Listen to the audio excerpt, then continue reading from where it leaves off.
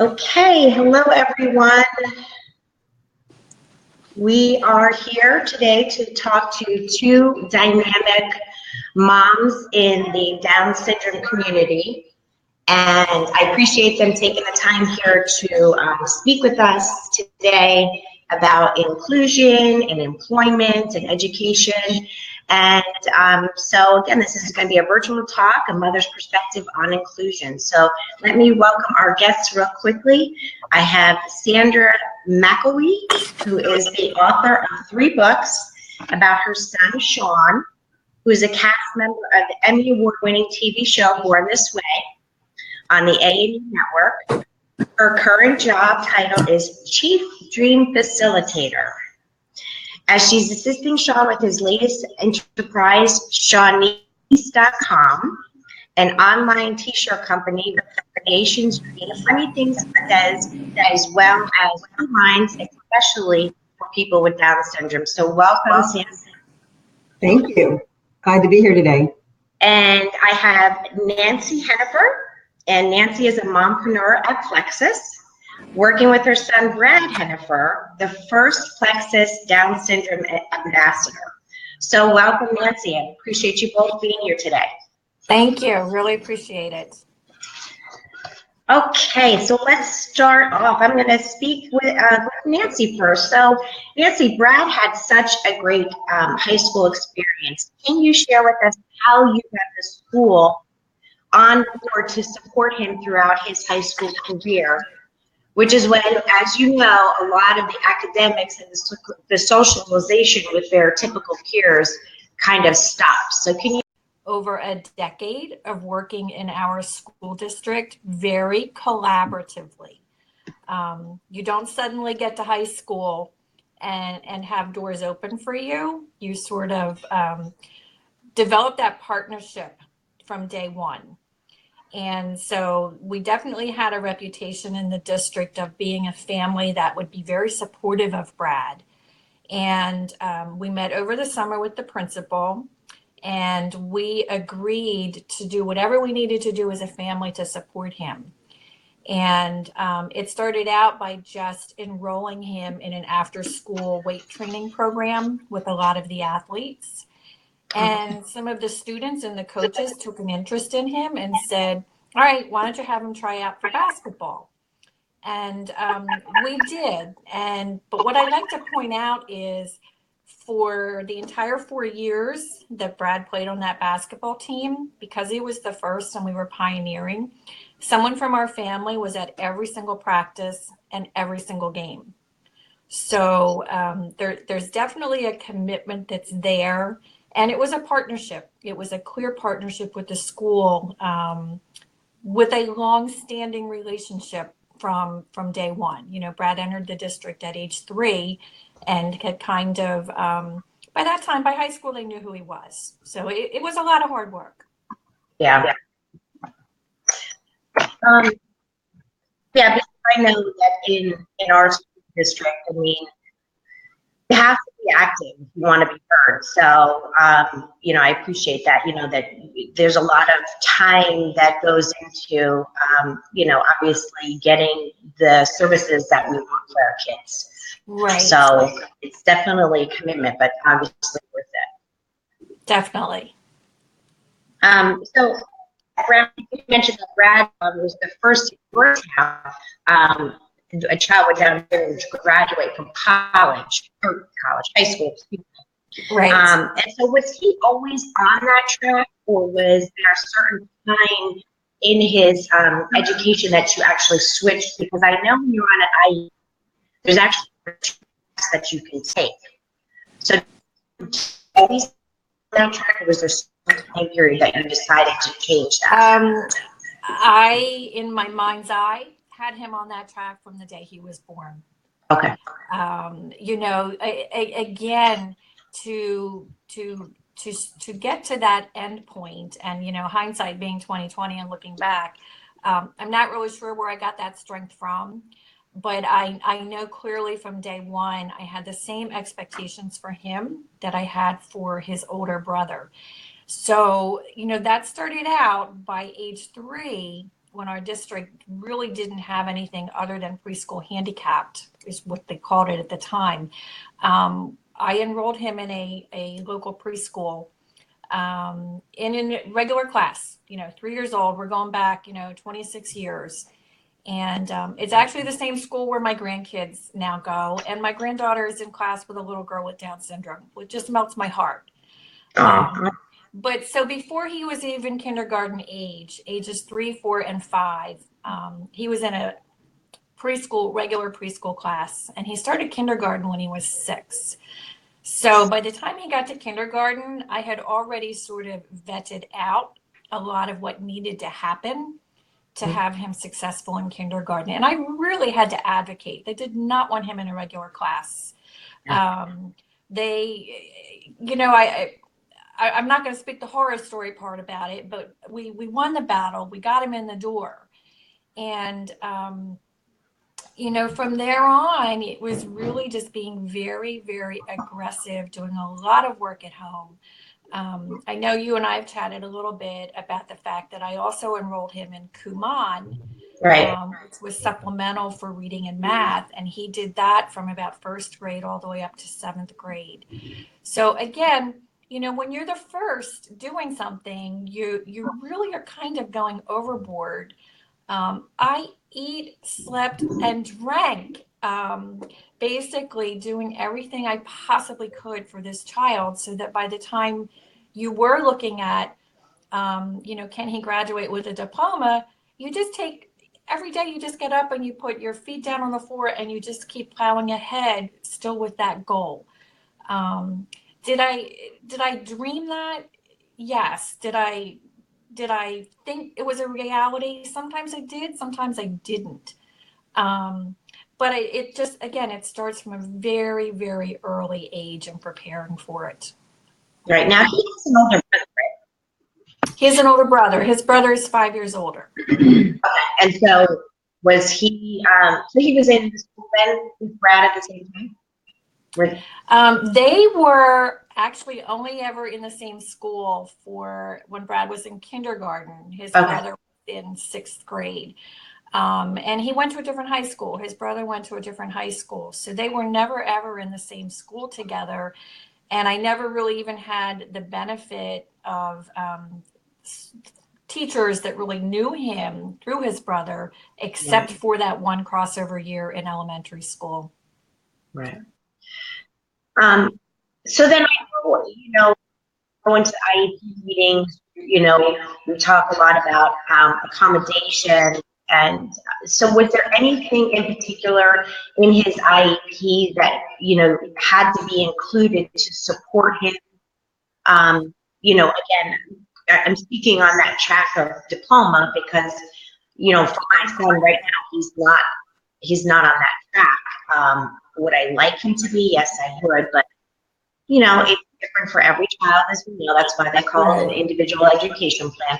But was there any things that you can think of that supported him in that track from a, accommodation that you had to put in? Again, when we were pioneering, one of the things that we had in place very, very hard to get right now, we had a one-on-one tutor for him all through grade school for 2 periods a day. And then when we got to middle school, where things really got, pretty serious academically, that same individual who had him 2 periods, she was able to work collaboratively with the teachers in the school, get the lesson plans. I met with the teachers and the principal over the summer. I got the textbooks, I got the syllabus. So I sort of knew what the plan was, first of all, of what they're being taught week by week. But he had extra time. He had extra time to take tests. He could have assistance with handwriting. Fine motor was always very challenging and still is for him. He could have assistance with a teacher's aide to help with handwriting. He could have questions phrased to him verbally. But again, a lot of it was his one-on-one time was usually a mirror image of the lesson plan, but reinforced to him throughout the week. And that really, it's tough to get now, but that really, in my opinion, was a huge component of his education.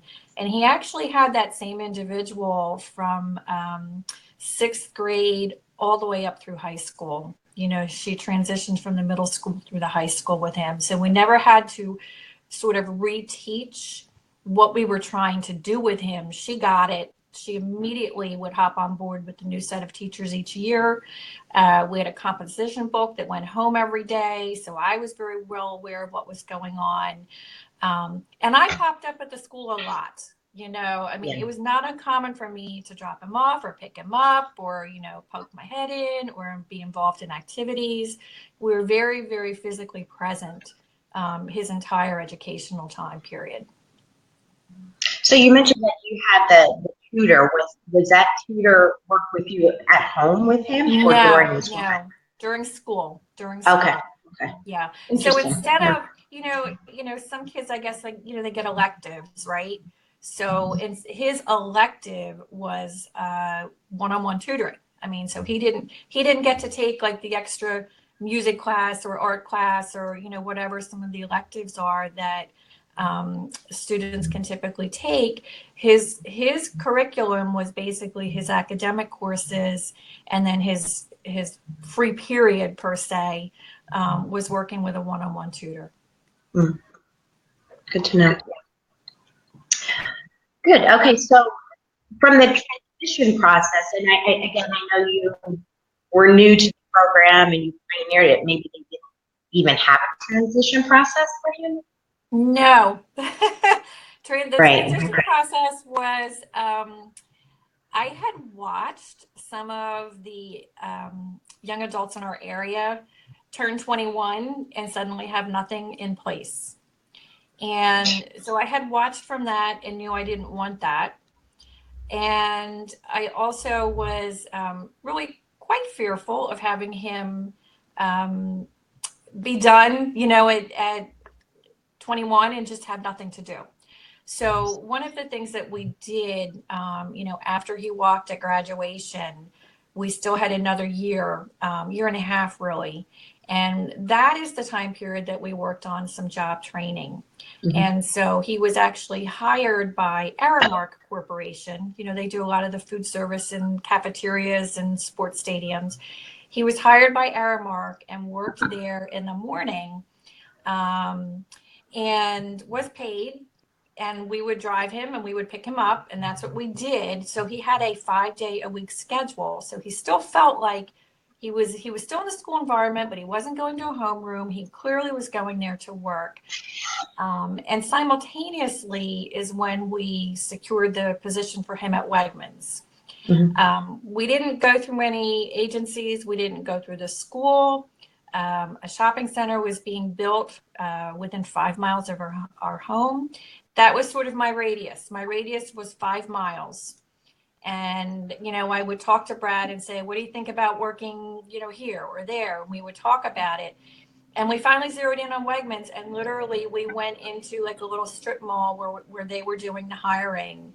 And he went through the regular interview process. Obviously, we were with him, his dad and I. And he was hired. But we were his job coaches. Mm-hmm. Again, he's been there, he's working on his 12th year. So there wasn't as much in place. Nowadays, I think you would have a job coach, but we just knew we needed to have a schedule. When he was 21, we needed to have a schedule 5 days a week. And that was really key for him. And for us, the end game has always been employment. And so that's why we really pursued Aramark through the school and then another job independently. Right. And I know that, again, you pursued the entrepreneur route and yes. Talk to us a little bit about how that went for Brad, because I do know he is a Plexus ambassador. So he's Mr. Pink. Share with us how that journey went for you guys. The way that came about was working 40 hours a week at a job, doing the same thing every day. I knew it was just nothing that was going to work that well with him. His shifts at Wegmans are 4-hour shifts. And, you also do have transportation challenges. You have financial challenges, of how much they're able to earn and things like that. And so the way that it really came about was he was having some health issues, quite honestly. And I had been aware of the company, and I was pretty connected with a lot of the moms who have Down syndrome who are also with Plexus. And so I quietly took the products by myself and then put him on it and saw some tremendous results. And then I just leaped in and decided that because of the challenges of trying to work myself, full time, balancing that with trying to make sure he needed to be where he needed to be, and marrying up his passion for health and physical fitness, we just took a leap of faith. And first and foremost, he's a product of the products. And I've watched a lot of the self-advocates now do like LuLaRoe and Avon and lots of different multi-level marketing companies. And, I guess the thing that I would like to stress is, I have a corporation, so I am able to monitor his hours and what he gets paid and, kind of keep an eye on all of that, but also having him do something that he feels really good about himself. And it's also part of his daily schedule. Right. Now, because you're in New Jersey, right? Pardon me? You're in New Jersey? Yes, I'm in New Jersey, yes. So do you guys have the ABLE accounts there? Did you guys sort of go through that for Braggia? We do. New Jersey was one of the first states. Our state Senate president, Steve Sweeney, has a daughter with Down syndrome. So he was really all over, getting the ABLE Act in place for New Jersey, yes. Mm-hmm. Good. Well, I know we have a question there from Amy. You modify the PPP material for him. I went over all of his lessons at home, so anything, I had the syllabus, I had the textbooks all summer long. And then I had the notes back and forth with the tutor that worked with him. So I just did everything that I could think of to try to teach him what I knew he needed to learn in the classroom. He's very, very visual. So in a lot of cases, if there was something that I was modifying the way that I was trying to have him learn something, I would write down, in the book that went back and forth, okay, Brad, I think has mastered, these 5 concepts, but this is the one that I think we need to work on. And we need to give him some visual cues. So I was just very, I was intertwined in that web for 21 years, and this doesn't happen overnight, and it does really take a lot of work. Mm-hmm. And I think that's key to what you had said was that, communication and collaboration is really critical. Yes. And, you want the teachers to see you as part of the team, not just a parent. Yes. Yeah. And, the one thing I would like to point out is I have watched over the years some, I don't want to say blacklisted, but I have watched some families who are very aggressive, through the legal route. Just suddenly the districts are just not working with them, in the same way. And, I was just very aware of that very early on and had watched it. And so we just always worked collaboratively. And I think it really worked. And we were forceful when we needed to be. Absolutely. No doubt about it. But we were also very collaborative during the whole process. Right. I'd like to actually interject there because there's a term in our community called dumping, where the school district will say, okay, your child can be in a regular class, but then they put them in there with no accommodation, no modifications, and no supports, and it's called dumping. Well, parents do the same thing. They get their child in the class, and then they think, okay, it's all up to the school, and I'm out. And the parents can't dump their child either. It has to be collaborative through the whole process.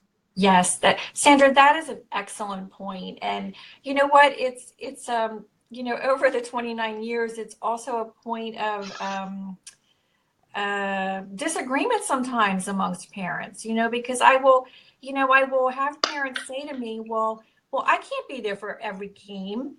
Right. And every practice, and I want the school district to provide an aide to be there for the after school activities and this and that. And my response is that's just not the route that we chose. And we just don't feel that is always the best route. And you're right, Sandra. I mean, it is very common. And even typical parents, right? You send your kids to school and you expect them to be educated, and the teachers are the first ones to blame if something happens. Right. And I guess coming up during the time frame when we came up, and I always had this fear that, okay, he's the first kid in there, they're going to kick him out, like I got to stay on my A game, or they're going to kick this kid out of this class and tell me he has behavior issues. And, I knew the law inside and out, and I'm like, I can't let that happen. And so because of that, maybe I was a little overboard on the collaboration, but it worked in our favor. And I totally understand when parents have to work and they have other commitments, and I worked full time, more than 40 hours a week. The times that we couldn't be there, we relied on our friends, on Sean's friends. We would pay his friends. Yes. To go and be there to support him if we needed to. Yes. But most of the time they were there because they wanted to be. Right. And, that's a really good point, because, during the time that Brad was in school, Brad was basically raised by 5 adults. His dad, me, his brother, who's 5 years older, and then my mom and my dad. And so there were 5 of us, and that we made sure that one of the 5 of us was there, because I worked full time as well. I work part-time now, but at the time I was working full-time. Well, what that full-time meant was, especially in high school, 6 days a week of practice after school. It meant that somebody was with him, a family member, from like maybe 4 o'clock to 5 or 5:30. And then as soon as I got done work, I was straight at that school, and I might have been at that school until 7 or 7:30 at night. I wasn't in the gym. I wasn't participating. I was maybe doing work or reading in the hallway, but I was there. Right. Actually, Nancy, could you just real quickly, because I got my pink drink. Look at me. It's here. just talk to us real quickly, if you can, about plexus and gut health, and the importance of that, because if as people are watching this, I want them to be able to understand what plexus is. If you could just tell us real briefly. Sure. What it has been for me and for Brad is, like I said, first and foremost, we're products of the product. Brad, and I see this a lot with individuals with Down syndrome as they get older. Brad was putting on weight. He was getting sluggish. He was napping. He wasn't sleeping well. And this is a kid who all through high school was very active and very physically fit and works out 3 to 4 days a week. Something was going on, and I didn't know what it was. And I took him to his physician. I had him tested for everything. I thought, well, maybe celiac is rearing its ugly head. He already was on Synthroid for thyroid. We had that adjusted a little bit, but that wasn't it. He's very picky eater, so I felt like, well, he's probably not getting all of the nutrients that he needed. I put him on the products, and within about 6 months, he had dropped close to 15 pounds. His energy was back. He was independently taking the products. And what I had zeroed in on as I started to become more educated about it was gut health. He was on a probiotic now, he was getting vitamins. And, without getting into the science of it, it just, it's something that worked for him. I couldn't get him to take, a shake. I couldn't get him to take big pill supplements. I couldn't get him to take medicine per se, other than his little tiny Synthroid pill.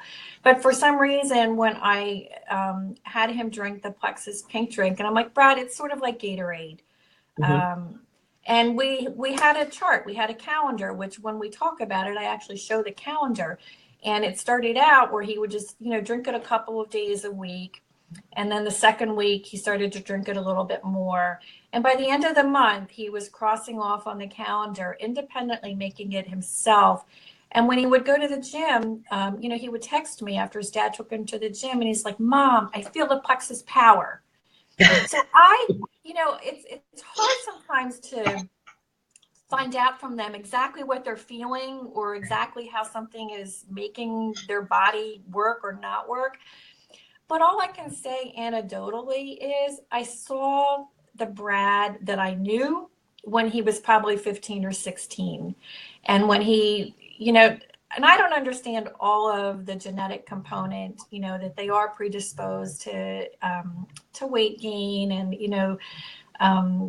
the Synthroid definitely helped. But when I put it all together, I just felt like I found a formula that was working for him. And by doing that, I just felt the responsibility, as I am sharing now, just about his education. I just felt the responsibility to share. This might not work for everybody, but this is something that is working for us. And I'm part of a Down syndrome community where I see a lot of individuals who, if it helped him, maybe it can help them. And that's really what it's about. I mean, I would be happy to answer anybody's questions, offline on the science behind it, because there is definitely science behind it. Right. But he's a product of the product, and I feel like I finally have my old Brad back. Like when you see the before and the after pictures of him, it just melts my heart. So that, I really strongly urge anyone who's having challenges with securing full-time employment for their person with a disability, look into some sort of multi-level marketing that marries up with their passion. Right. If they like makeup, well, maybe it's, Avon. If they like clothing, maybe it's LuLaRoe, which, is partnering with the NDSS. For us, this just really fit with his interests. And I have always been about health and wellness with him. And I just felt it was something that, once we kind of came out of the closet about it, I just felt I need to share for other people to know that they look at me and sometimes and say, well, what are you doing with Brad? And, I can't help but say, I'm giving him a supplement and I feel it's helping him. Right. Well, I love Brad. I've met him a few times, and the first time I actually met you guys was at NBSC, and I think right. You both walked in with your pink on, and yes, I just instantly knew. Yeah. He's So I do have to ask this one question, because there may be people that are watching, and Sandra, I'm going to pose the question to you as well. From an self-advocacy perspective, how do you prepare them to go up and do like motivational speeches? My little guy is 11, and I was just in Virginia because I had won an award, and so he was so cute because he's like, Mom, they need to pick me now. And I was laughing. I was like, well, they did pick you, honey. I just spoke for you. But in my head, I was thinking, when do you kind of start the process of public speaking?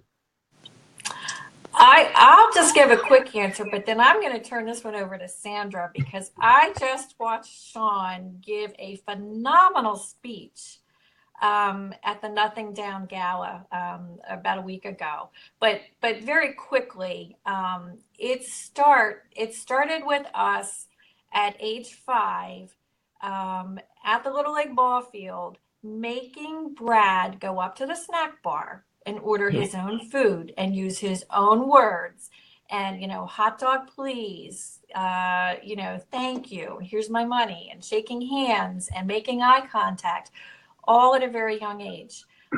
So that's something that I think their life skills. Those are social life skills.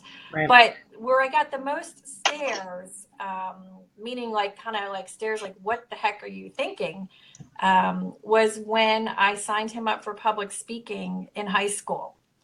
And, it was a public speaking club. There was a public speaking class. And, I can remember being in the IEP meeting and they're saying, well, why are you having him in public speaking? And I said, well, who better to learn from than somebody that's teaching that and students that are modeling that behavior. This is his speech therapy as far as I'm concerned. And he needs to be out in the world speaking to people. And I want him to learn from the people in this high school who are supposedly the best at it. I got a lot of crazy stares. I mean, that was actually a class that he repeated 2 years, and it was well worth it. But honestly, it starts from those little 3, 4, and 5-year-olds learning how to be socially appropriate in their conversations. But Sandra, you got to take this one because what I witnessed, I don't know how he does it, but you've got to answer this one. Well, I can't keep John off the stage. That started at a very young age. He was 3 years old. We were at this music festival, and there was this children singing and dancing group of like 3 to 5-year-olds. And his eyes got huge. It's like, oh my gosh, people do this. And he stood up and he walked up to the stage and he points to the stage. That, me, that. That was his first 3-word sentence. And his articulation, Sean has apraxia. He has functional processing disorder. He has, he had a high, narrow palate. You couldn't, he would talk, but God only knew what he said. And so, he wanted to be in drama. He was in everything in school, school choir. They just kept the microphone away from him. And he every after school program that was offered, he wanted to sign up for. In drama in junior high, it was like, yes, I want to be on TV. And then drama in high school wasn't very supportive, but I all along knew that he had so much to tell the world. His articulation was so bad. I'm like, how does he do this? Because I've heard speakers with disabilities that had phenomenal messages, but if you can't understand them, what do you do?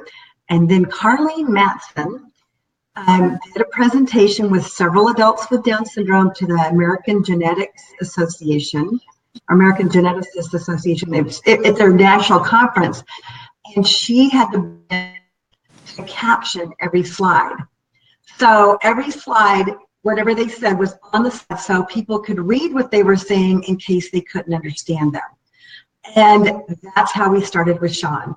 And most of the time, you couldn't understand him, but each slide was what he said, so people could read it and understand.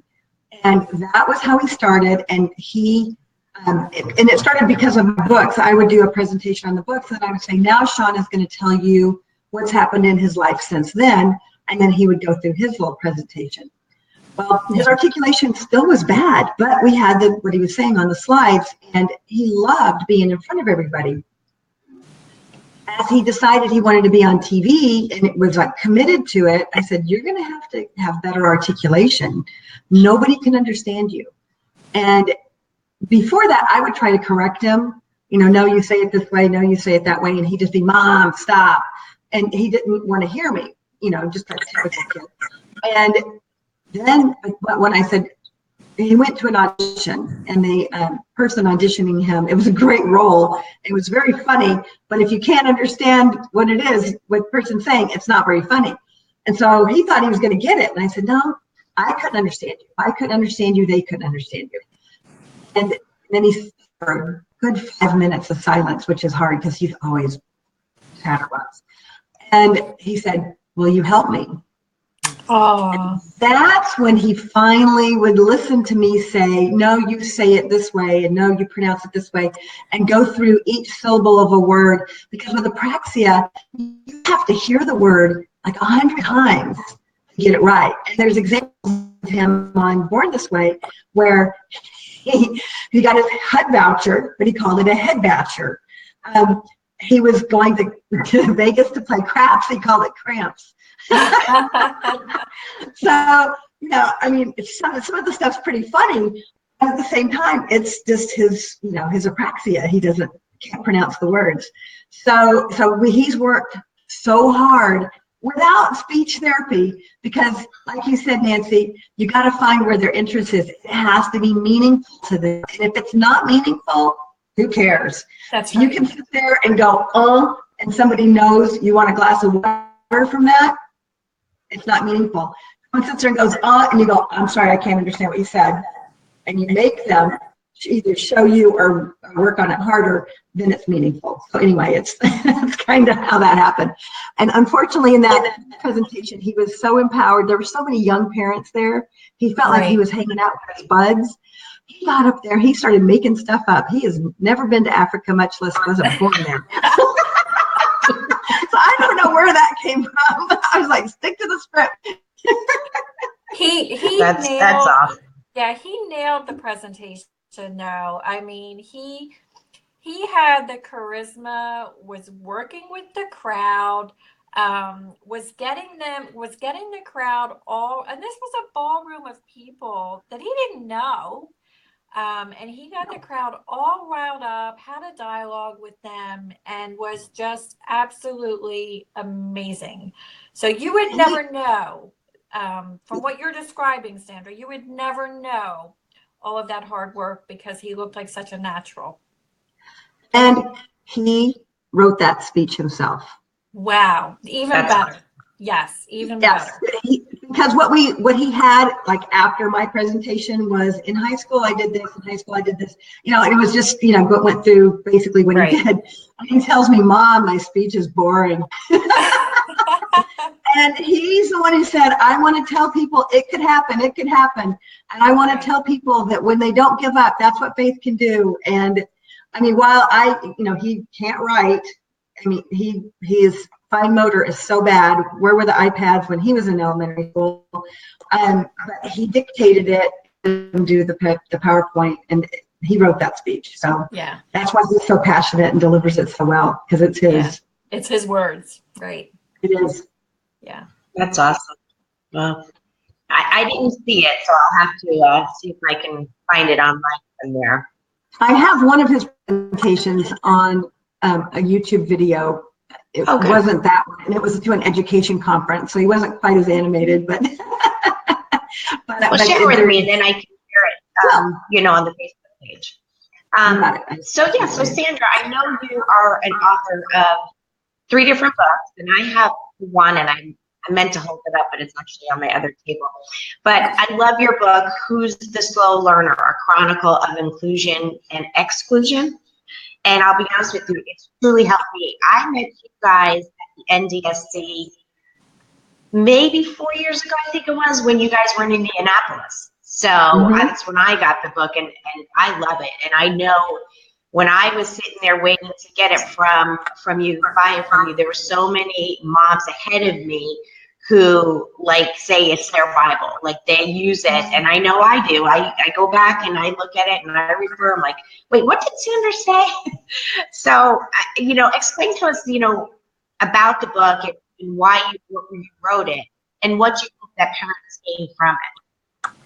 Well, when there was never a book like this when Sean was growing up. It's not a how-to book. It's a how we did it book. But it's always nice to see what other people have done. I include our failures in there and our mistakes. people can learn from those. And I didn't actually start off to write a book. I had just started documenting things that were going on in school, and I did have to file some compliance complaints and go a little illegal on people. And we even ended up with a civil rights complaint because people were not doing the right thing. Although we did have the reputation in the school district as well that we were supportive parents and everything else. But you know, by the time Sean graduated, there was a lot of material, and I thought to myself, I can't make this stuff up. This is so interesting what happened and how things, the results of everything. But because those years were not the most positive years, while there were very many positives, from the baseball team truly going to bat for Sean when the baseball coach decided he didn't want to bother with Sean being a team assistant anymore, you know, to the drama class getting Sean in the play when the teacher did not cast him in the play. There were some great advocacy moves on his fellow students, but there was a lot of negatives, and I thought this would be really depressing. So I went back through his communication notebooks and those spiral notebooks too. Yeah. That went back and forth through elementary school, all of his IEPs, and I basically rewrote the elementary years because those years were almost textbook perfect. Inclusion, even though Sean was a pioneer in the first one, because we did work collaboratively with the school wanted us involved, and it really, you know, welcomed that. And my true hope is that people, when they read the book, can see, to be fully included, that you don't have to be able to talk, that you don't have to be able to write, you don't have to have perfect behavior, because God only knows Sean would run out of the class, climb on the desk, get in desks. I mean, he did not have perfect behavior. But you don't have to keep up or catch up to be fully included. I mean, that's why there's accommodations and modifications. In the beginning of each chapter, I actually include Sean's IEP goals for each year, not for anyone to say, these are the goals my child will have in third grade, but just to show them that in third grade, Sean still didn't know his colors, but he was still fully included. And just to demonstrate that you don't have to be, you know, on track academically to be fully included. He never performed anywhere near grade level, but he still experienced a lot of success, and he has a lot of confidence from that you can see today. Now, I know you mentioned that in the book, it was the later years, like the 7th grade on up, right, that you had some of the issues with the exclusion part. Do you happen to know what, I mean, were you in the same school district? Because I'm just curious to know why that happened, since you know, you're in the school district, kind of people are hearing about you as you're working your way up in the grades. Well, we had a principal who was about to retire. And when our elementary team was amazing. The year before, the principal, the school psychologist, his current teacher, his aide who had been with him for a long time, even the district inclusion specialist, all went for a meeting with the principal at the intermediate school to basically say, this is how it's worked, this is the successes we've had, you know, and basically, you know, lay out how it happened. And he sat there and talked the entire meeting, wouldn't listen to anybody. And one of the things he said was, I've checked with the other principals at the other intermediate schools in our district, and I can't find one successful inclusion case in the intermediate school. So this is going to fail. Wow. Well, I'm a salesperson, and my whole life is overcoming objections. When he said that, I thought, wow, let's just be negative from the beginning. I mean, how wrong is that? I said, well, won't be a feather in your cap when you have the first successful student fully included in your school? And he said, feathers? I don't need any feathers. I retire in 2 years. That was the problem. He had retirement on his mind. He didn't want to do anything great. He didn't want to leave a legacy. He just wanted to leave. And unfortunately, you know, things didn't happen the way they were supposed to. The teachers, we had a person at the district that modified Sean's materials because there were a group of parents who had their children fully included that around third grade, we decided it was too much work for the general education teachers to modify the material. So we all we conspired. Some people might say we collaborated, but we conspired. And all of us put on our IEPs that the district inclusion specialist would need to start modifying the materials. Well, she didn't have time to do that, so she hired somebody to do that. And the day before school started, she called me and said, I have modified materials. The teachers, the 7th grade teachers are telling me that they don't know what they do on a day-to-day basis and that they don't have a lesson plan. And I knew that was out and out lies, and they were setting Sean up for failure.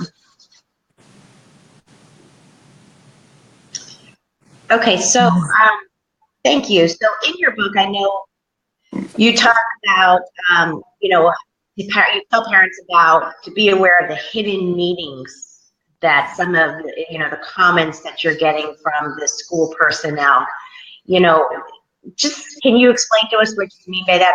I know, just being in my son's IEP meetings, but just for the newer parents that are out there that might be watching, what is it that they need to do, and what is it that they need to look at when you are sitting in the IEP?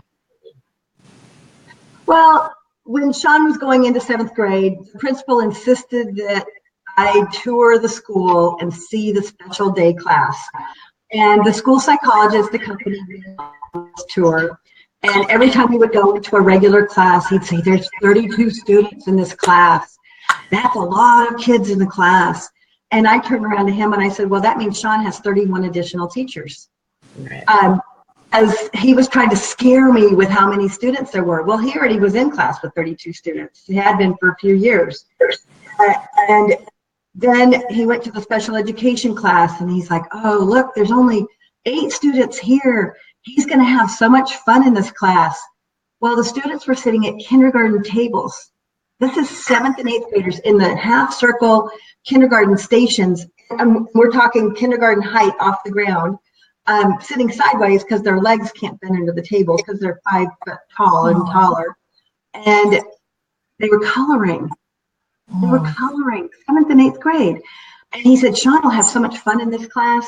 Well, remember, he has no fine motor. Coloring was never on his list of things to do. And I said, you know what? No, he's going to be a horrible behavior problem because not only is he bored, there's no stimulation here. And he's not going to sit at a kindergarten station. So when administrators and educators try to scare you with the number of students and imply that bullying is going to happen, they're the clueless ones. I mean, when Sean was in 3rd grade, the school psychologist came to me and told me she didn't have one bully in the whole 3rd grade. And by that time, they had rotated the kids into different classes, so everyone had been in Sean's class at some point by 3rd grade. And she completely attributed having no bullies in 3rd grade to Sean's inclusion. And kids are so much more accepting than adults. And the other kids really want to help other people. Sean learned more from his peers than he probably ever learned from a teacher. I definitely agree with that. Definitely. Right. Yeah, I do too.